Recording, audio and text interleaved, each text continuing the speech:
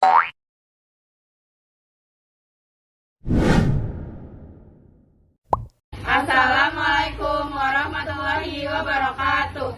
Perkenalkan, nama saya Dinda Rasila Maulina. Nama saya Anissa Rizkyana.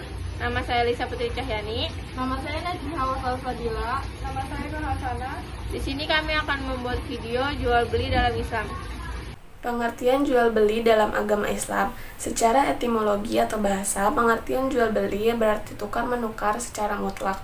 Mutlak al-mubadalah atau berarti tukar menukar sesuatu dengan sesuatu, muqabalah syai' bi syai'. Dalam bahasa Arab, kata al-bay berarti jual beli, yang secara harfiah memiliki makna pertukaran atau mubadalah. Kata ini dipakai untuk menyebut penjualan maupun pembelian.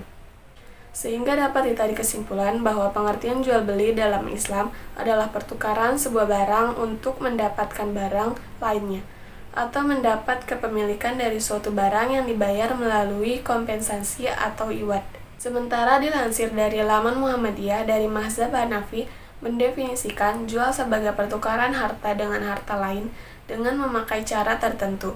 Sementara menurut Mazhab Syafi'i, pengertian jual beli merupakan pertukaran harta benda dengan harta benda lain.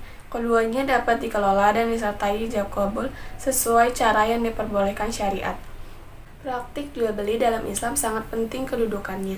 Hal ini dapat dilihat dari banyaknya aturan dan larangan yang tertulis dalam Al-Quran mengenai rukun dan syarat jual beli dalam Islam. Jual beli merupakan akad yang dibolehkan menurut Al-Quran, Sunnah, dan ijma' ulama. Maka hukum jual beli adalah mubah atau boleh.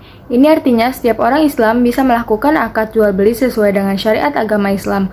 Berikut ini dasar hukum jual beli menurut Al-Quran, Sunnah, dan ijma' ulama, yaitu dasar hukum jual beli diatur dalam Al-Quran surat Al-Baqarah ayat 275 yang memiliki arti.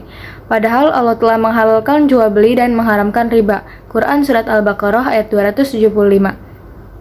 Berikut dasar hukum jual beli yang diatur dalam hadis Rasulullah Shallallahu Alaihi Wasallam, yaitu dari Rifa'ah bin Rafira bahwasannya Nabi Shallallahu Alaihi Wasallam ditanya mengenai mata pencaharian yang paling baik. Beliau menjawab, seseorang bekerja yang dengan tangannya dan setiap jual beli yang mabrur.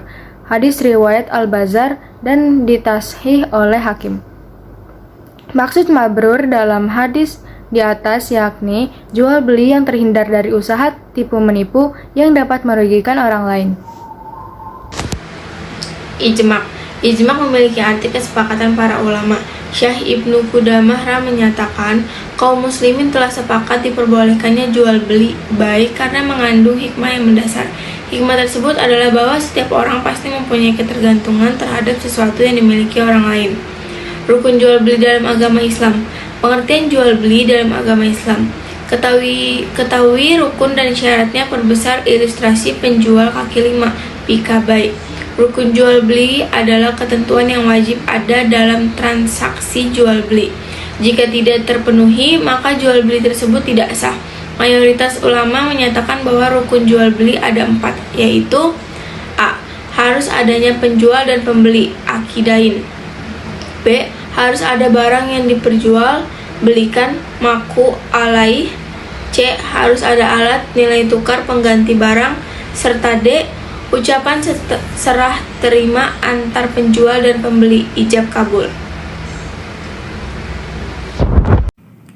Syarat jual beli adalah ketentuan yang harus dipenuhi sebelum melaksanakan akad jual beli.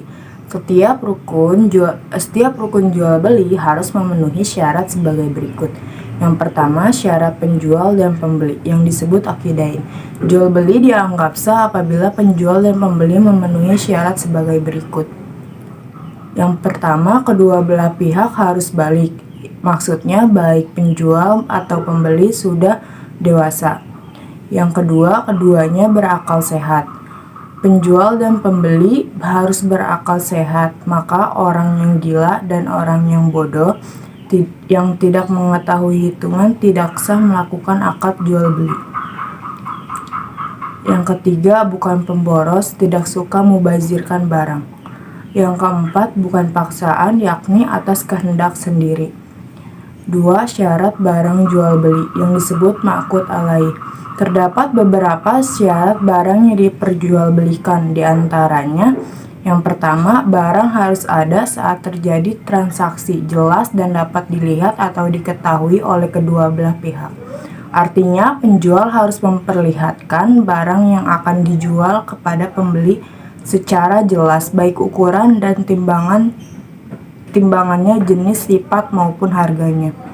B. Barang yang diperjualbelikan berupa harta yang bermanfaat. Artinya, semua barang yang tidak ada manfaatnya seperti membahayakan ataupun melanggar norma agama dalam kehidupan manusia tidak sah untuk diperjualbelikan. Contohnya, jual beli barang curian atau minuman keras. Yang C. Barang itu suci. Artinya, jual beli bangkai, kotoran, barang yang menjijikkan dan sejenisnya tidak sah untuk diperjualbelikan dan hukumnya haram.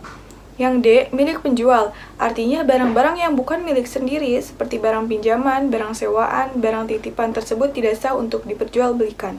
Yang ketiga, syarat jual beli online.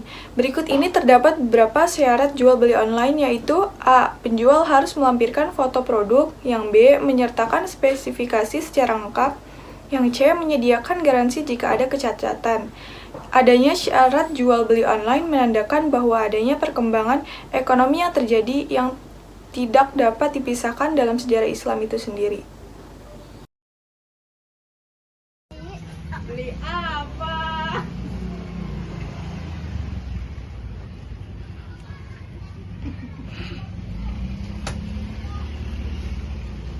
Ini berapa? 20.000. Kasih ya. Sekian dari kelompok kami.